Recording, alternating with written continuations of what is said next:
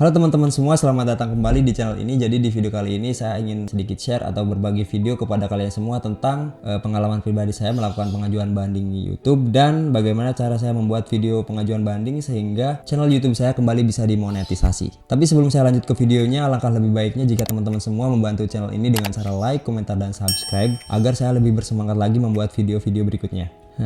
Jadi beberapa waktu lalu salah satu channel YouTube saya mendapatkan teguran yang menyatakan bahwa saya dianggap menggunakan konten orang lain tanpa menambah nilai tambah di dalam video tersebut.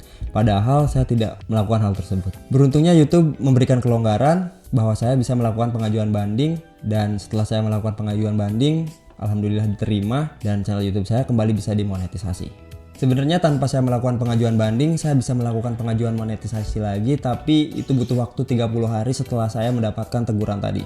Itu cukup lama ya.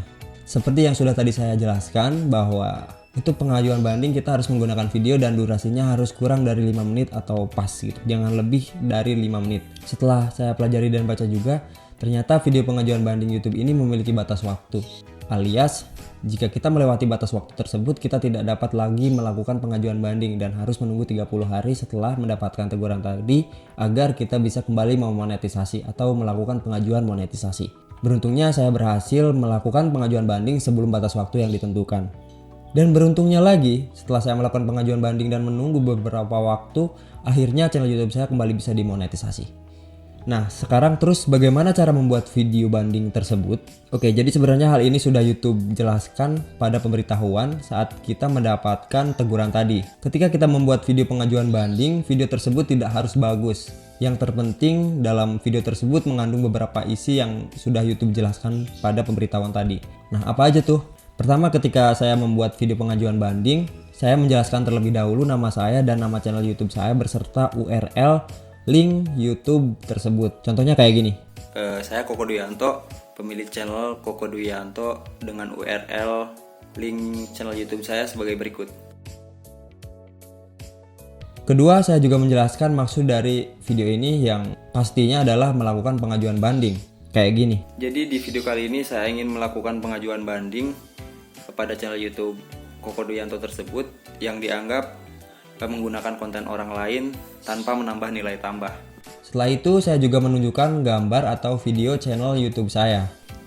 Ini adalah YouTube channel Koko Duyanto yang dianggap melanggar pedoman komunitas YouTube yang dianggap menggunakan konten orang lain tanpa menambah nilai tambah. Lalu saya tunjukkan dan saya jelaskan bagaimana proses saya membuat dan mengedit video, termasuk alat yang saya gunakan saat syuting ataupun alat yang saya gunakan ketika saya mengedit video. Jadi kurang lebih seperti ini ketika saya membuat video menggunakan kamera Nikon dan menggunakan lampu sebagai alat penerang, menggunakan mic sebagai penyimpan audio dan laptop untuk aplikasi Audacity ketika saya merecord audionya. Ini ketika saya membuat videonya, contoh cek itu videonya menggunakan kamera dan audionya menggunakan ini. Untuk proses editing kita menggunakan aplikasi Premiere Pro. Klik, setelah kita buka projectnya, kita cari file video yang tadi sudah kita record, kita drag. Oke, setelah itu kita masukkan juga audio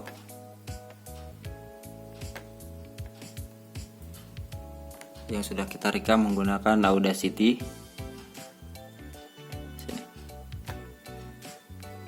Oke, setelah kita edit dan selesai, tinggal render. Enggak, langsung Ctrl+M.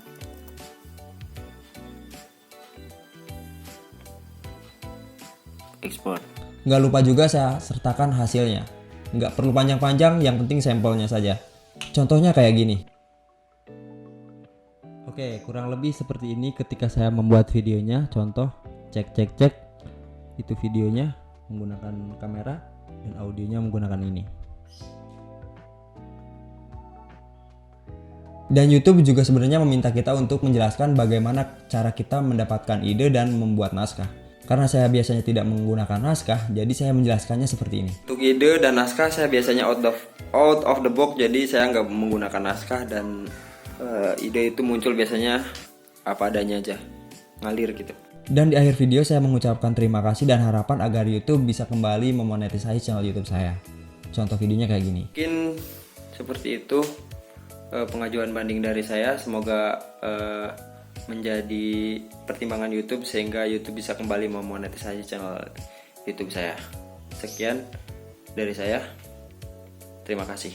Setelah itu kita tinggal mengupload video tersebut ke YouTube dengan judul pengajuan banding dan setelan privasinya adalah tidak publik. Setelah video berhasil diupload, langkah selanjutnya adalah kita mengirimkan link tadi melalui email ke pihak YouTube. Setelah itu kita tinggal menunggu beberapa waktu hingga akhirnya YouTube memberikan pemberitahuan channel kita bisa kembali dimonetisasi atau harus menunggu lagi. Oke, mungkin cukup untuk video kali ini. Semoga video ini membantu kalian semua yang sedang berusaha untuk memperbaiki channel YouTube-nya mungkin karena mendapatkan teguran yang sama seperti saya. Semoga berhasil. Saya Koko Dianto. Semoga video bermanfaat. Kurang lebihnya mohon maaf. Sekian, terima kasih. See you, bye-bye.